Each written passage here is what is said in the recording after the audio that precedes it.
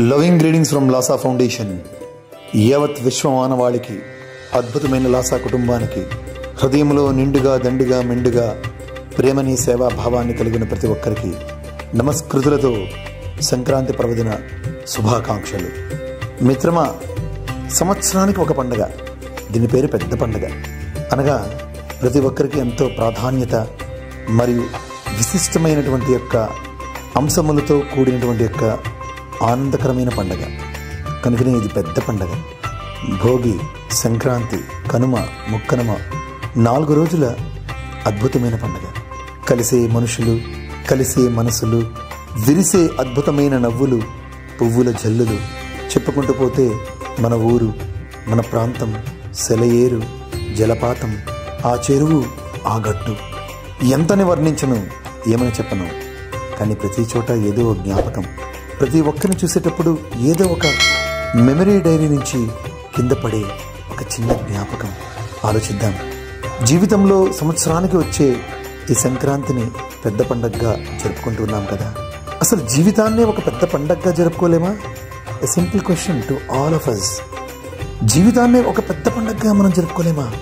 జరుపుకోవచ్చు.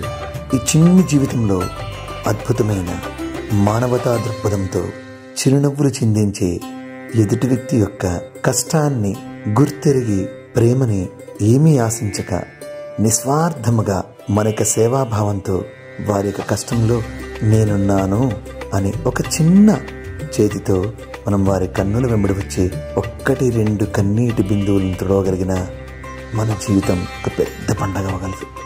ఏది తీసుకుపోం.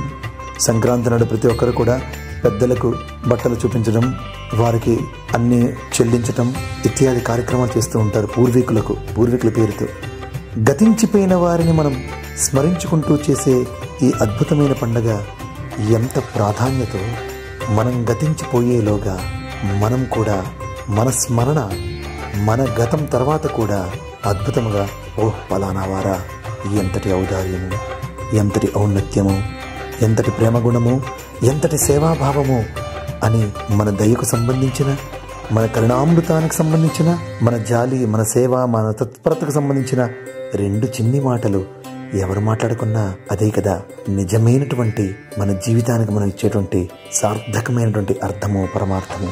మిత్రమా, అందుకే లాసా ఫౌండేషన్లో మనం హితోధికంగా మనం సహాయాన్ని అందించాలి. ఏదో అందిస్తున్నాము కదా, ఇదిగో ఈ 180 రూపాయలు ఇచ్చేద్దాం లేదు, అట్లా కాదు.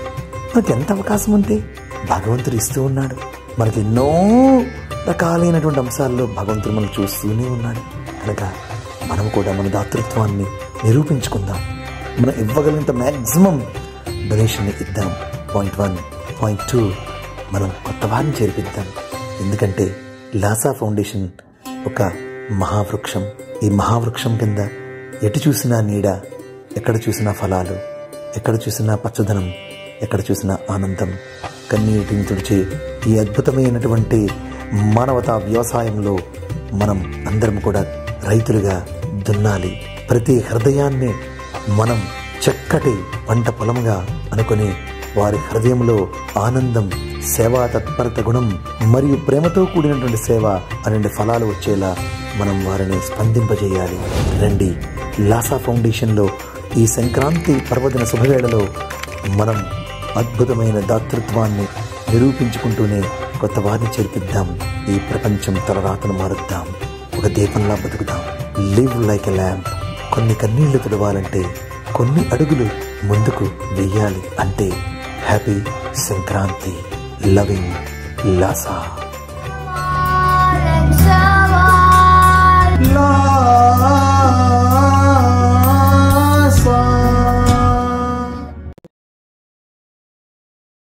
Like this video, share this video and subscribe to Lasa Foundation YouTube channel and click on the bell icon for notifications.